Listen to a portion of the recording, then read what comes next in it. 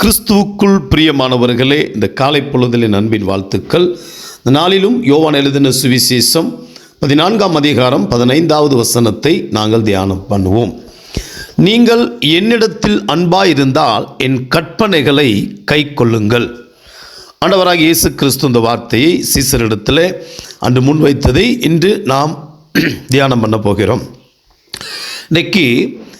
இன்று நம்மை ஆராய்ந்து பார்ப்போம். நாம் இயேசுவிடத்தில் அன்புள்ளவர்களாக இருக்கிறோமா? இந்த வசனத்தின்படி நம்மை ஆராய்ந்து பார்க்க போகிறோம். ஆண்டவராகிய இயேசு கிறிஸ்து இதே அதிகாரத்தில் 23வது வசனத்தில் சொல்லும் பொழுது, இயேசு அவனுக்கு பிரதியுத்தரமாக, ஒருவன் என்னில் அன்பாயிருந்தால் அவனின் வசனத்தை கை கொள்வான், அவனில் என் பிதா அன்பாயிருப்பார், நாங்கள் அவனிடத்தில் வந்து அவனோடு வாசம் பண்ணுவோம்.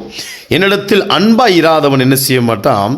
வசனத்தை கை கொள்ள மாட்டான் அப்படின்னு சொல்லி ஆண்டவர் சொல்லுவார். ஓகே, இந்த இடத்துல சொல்லப்படுகிறது கற்பனையை கை கொள்ளுகிறவன். இந்த கற்பனை என்கிற வார்த்தை அது சிறந்த மொழிபெயர்ப்பு என்று சொல்லப்படும் பொழுது கட்டளை தான் அந்த இடத்துல கடந்து வந்திருக்கணும். கற்பனை என்று சொல்லும் பொழுது சில நேரங்கள் அது நமக்கு நன்றாக புரியுது. கட்டளை, அப்போ ஆண்டவருடைய கட்டளைக்கு ஒரு மனிதன் கீழ்ப்படியும் பொழுது, அந்த கட்டளையை கை கொள்ளும் பொழுதுதான் அவன் ஆண்டவரிடத்திலே அன்புள்ள நபராக காணப்படுகிறான். அதுதான் யோவான் அவர் எழுதின நிருபத்திலும் அதை ஞாபகப்படுத்துகிறார். 1 யோவான் 2ஆம் அதிகாரத்தில் 5-6 வசனத்தில் 4ஆம் வசனத்தில் இருந்து தொடங்குகிறது. அவருடைய கற்பனைகளை கை கொள்ளாதவன் பொய்யானாயிருக்கிறான், அவனுக்குள் சத்தியம் இல்லை. அவருடைய வசனத்தை கை கொள்ளிடத்திலே தேவ அன்பு பரிபூரணப்பட்டிருக்கு என்று சொல்லப்படுகிறது. ஆம், இந்த நாள் நாங்கள் பார்ப்போம் ஆண்டவருடைய கற்பனை என்ன. இந்த புதிய ஏற்பாட்டிலே ஆண்டவராகிய இயேசு கிறிஸ்து நாம் எல்லாரும் அறிந்தது பிரதான கட்டளை என்று ஒரு கட்டளை கொடுத்தார். அது எப்பொழுது? ஆண்டவராகிய இயேசு கிறிஸ்து மரித்து உயிர்த்தெழுந்த பொழுது. மத்திய 28ஆம் அதிகாரத்தில் 16வது வசனத்தில் சொல்லுது, 11 பேரோடு அவர்கள் ஆண்டவர் முன்குறிக்கப்பட்ட அந்த மலைக்கு போன பொழுது அங்கே அவர்கள் அவரை கண்ட பொழுது பணிந்து கொண்ட சில பேர் சந்தேகப்பட்ட சொல்ல. அப்பொழுது ஆண்டவர் சொன்னார், வானத்தில் பூமியிலும் சகல அதிகாரம் எனக்கு கொடுக்கப்பட்டு. நேற்று அந்த நாமத்தை குறித்து நாங்கள் தியானம் பண்ணோம். ஆண்டவர் சொன்னார், ஆகையால் நீங்கள் புறப்பட்டு போய், ஆண்டவர் சொன்னார், நீங்கள் புறப்பட்டு போய் சகல ஜாதிகளையும் சீசராக்குங்க. சீசர் இடத்துல சொன்ன, இன்றைக்கு நாம் சீசர்களாக இருக்கிறோமா அல்லது சீசர்களை உருவாக்குகிறோமா? இது 2வது கேள்வி. இன்றைக்கு பெரும்பாலும் சபைகளில் பார்த்தோம்னா பக்தர்கள் காணப்படும், பக்த கோடிகள்.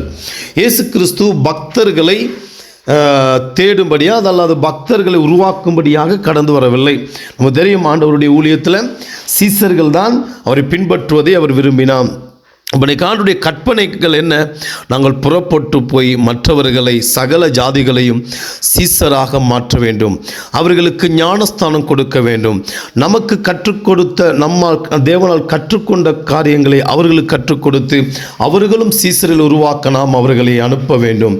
இப்படி செய்வோமானால் நாம் தேவனிடத்திலே அன்பு கூறுகிறவர்களாக இருக்கிறோம்.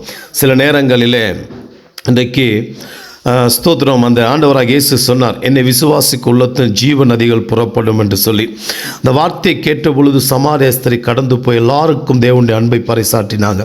இன்றைக்கு அநேக நேரங்களிலே நாம் எந்த நிலைமையில் இருக்கிறோம் என்பதை நாம் சற்று ஆராய்ந்து பார்ப்போம். சீசன் என்கிற தன்னைத்தானே வெறுத்து தன் சிலுவை எடுத்துக்கொண்டு அவரை பின்பற்றுவான் என்று ஆண்டவராகிய இயேசு கிறிஸ்து சொன்னார். ஆமென். காரணம், நீங்கள் என்னிடத்தில் அன்பாயிருந்தால் என் கற்பனைகளை கை கொள்ளுங்கள். ஆண்டவருடைய கற்பனை நாம் அனைவரும் சீசர்களாக முதலாவது மாறுவது.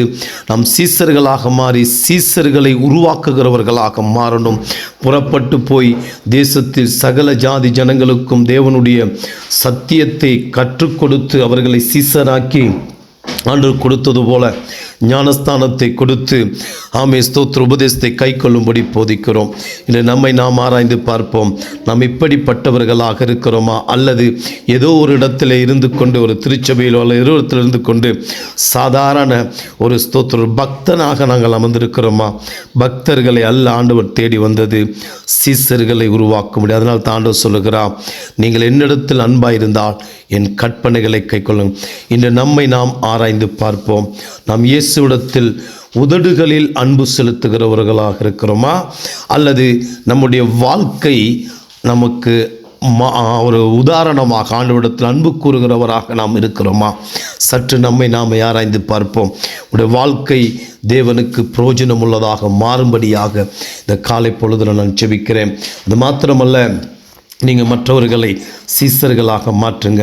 நீங்களும் தேவனுக்கு ஒரு சிறந்த ஒரு சீசனாக ஆண்டவருடைய வேலைகளை செய்யுங்க. காண்கிற ஜனங்களுக்கு நீங்கள் தேவனிடத்தில் அன்பு உள்ளவர்களாக இருப்பீர்கள். ஆமீன்.